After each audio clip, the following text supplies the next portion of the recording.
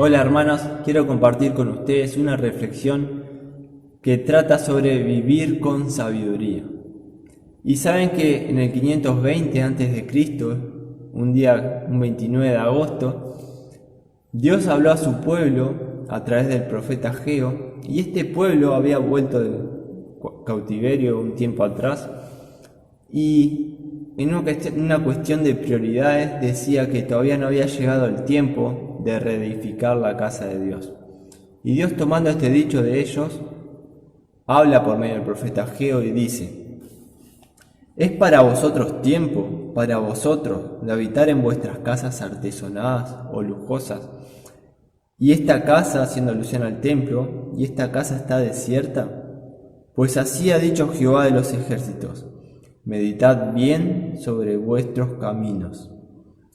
Siembran mucho y recogen poco, comen y no se sacian, beben y no quedan satisfechos, se visten y no se calientan, y el que trabaja jornal recibe su jornal en saco roto.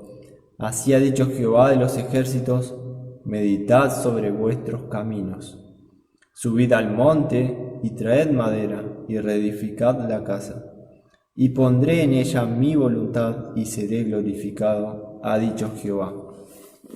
Dios le habla a su pueblo a través del profeta Ageo diciendo: mediten bien sobre sus caminos, sobre cómo están caminando. En otras versiones, reflexionen sobre su proceder, reflexionen cómo están viviendo. Y lo interesante es que aproximadamente 500 años después, 580 años después, Dios habla a su pueblo a través de Pablo en esta vez, y especialmente a los cristianos que estaban en Éfeso, y les dice: miren cuidadosamente cómo viven. El mismo énfasis, el mismo mensaje, distintos contextos. Miren cuidadosamente cómo viven. Este es el texto que vamos a tratar hoy. Está en Efesios 5, 15 al 21. Y dice así: mirad pues con diligencia cómo andéis, no como necios, sino como sabios, aprovechando bien el tiempo, porque los días son malos. Por tanto, no seáis insensatos, sino entendidos de cuál sea la voluntad del Señor. No os embriaguéis con vino, en lo cual hay disolución. Antes bien, sed llenos del Espíritu, hablando entre vosotros con salmos, con himnos y cánticos espirituales, cantando y alabando al Señor en vuestros corazones, dando siempre gracias por todos al Dios y Padre, en el nombre de nuestro Señor Jesucristo. Someteos unos a otros en el temor de Dios. Ese es nuestro texto, y el tema es vivir con sabiduría. Ahora, si queremos vivir con sabiduría, dice nuestro texto que debemos mirar cuidadosamente cómo vivimos. Y la pregunta es: ¿qué significa esto? Significa mirar con precisión y exactitud. Significa observar cómo hemos estado viviendo hasta ahora, cómo estamos viviendo. Y lo que implica a la luz del contexto es que Pablo en unos versículos anteriores le viene diciendo que anden en la luz de Cristo. Ustedes han sido rescatados de las tinieblas y ahora sois luz en Cristo, le dice Pablo a los Efesios. Por lo tanto, deben actuar de acuerdo a lo que son, a su carácter. Y yendo un poquito más atrás, en el capítulo 5, versículo 1 y 2, Pablo le dice: sed imitadores de Dios como hijos amados. Y nos dice que anden en amor, andad en amor, como también Cristo nos amó y se entregó a sí mismo por nosotros. Así que mirar cuidadosamente implica andar como hijos de luz, andar en la luz de Cristo, pero también ser imitadores de Dios y andar como hijos amados, andar en amor. Ahora, si queremos andar sabiamente, si queremos vivir con sabiduría, debemos entender la voluntad de Dios. Esta es otra cosa que nos muestra el texto. Y dice que debemos entender la voluntad de Dios.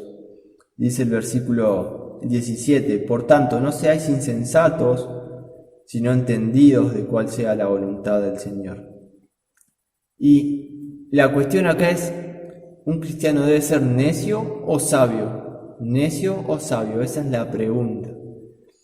Y ser sabios nos muestra el texto que es aprovechar bien el tiempo, es aprovechar esa corta vida que tenemos, que Dios nos da, y aún más allá de que es corta, a veces son situaciones difíciles las que tenemos que vivir. Entonces debemos aprovechar bien el tiempo.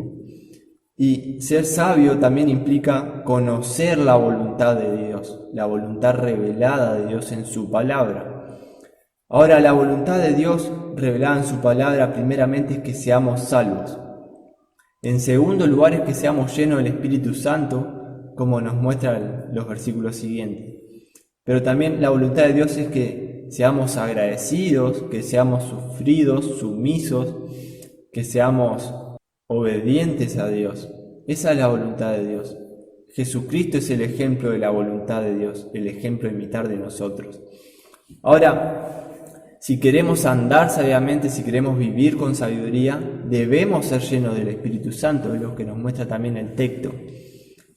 Ahora, ¿qué significa ser llenos del Espíritu Santo? Y es, en primer lugar, un mandato a obedecer. Esto no es una opción para el cristiano. No, esto es un mandato que debe ser obedecido.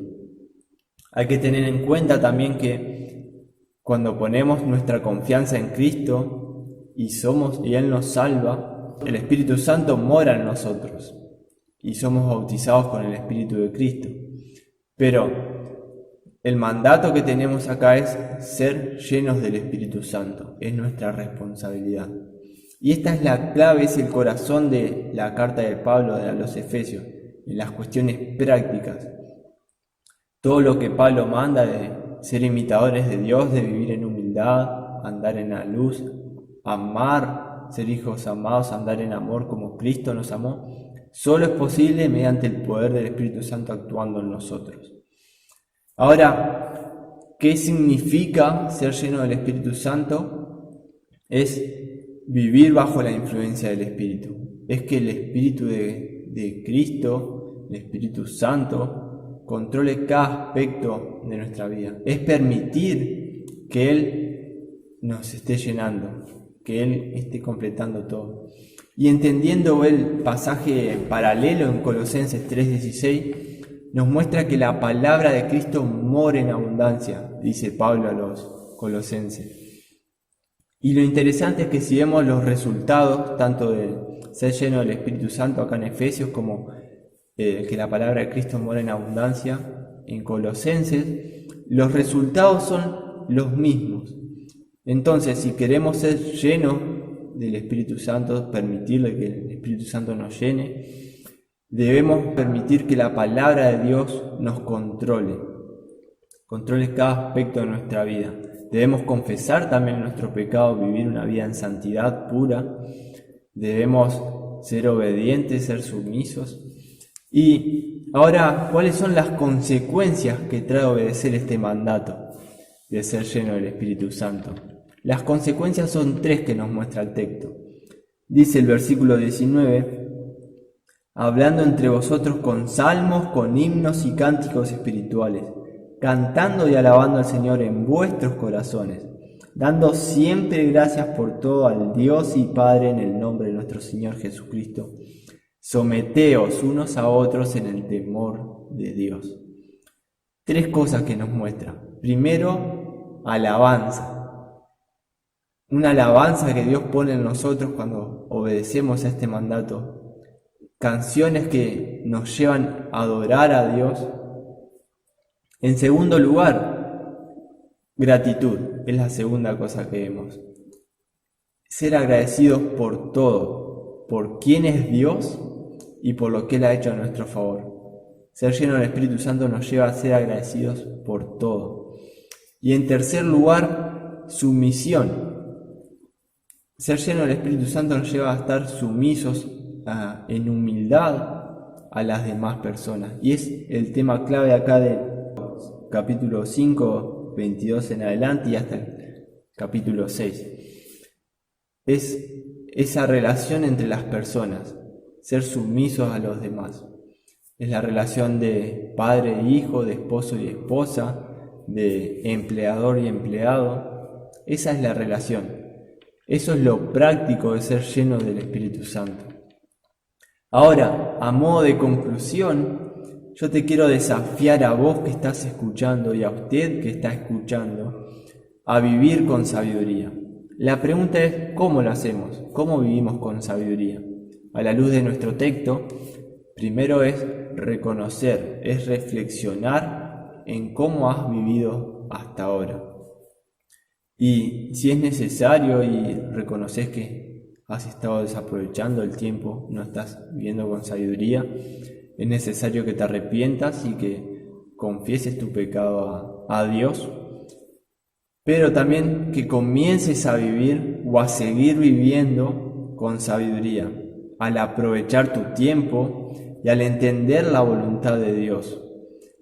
Y esta voluntad de Dios es la revelada en su palabra, y permitir también que el Espíritu Santo, por medio de la palabra de Cristo, controle y guíe cada aspecto de nuestra vida, cada aspecto de nuestras creencias y de nuestra vida práctica. Entonces, de esa manera vamos a poder disfrutar de esas canciones que Dios ponga en nuestro corazón para adorarlo, con nuestros hermanos y en privado, y también vamos a disfrutar siendo agradecidos por todo, por quién es Dios y por lo que Él ha hecho a nuestro favor. Y también con una actitud humilde vamos a someternos a los demás. Dios lo bendiga, hermanos. Tu voz me llama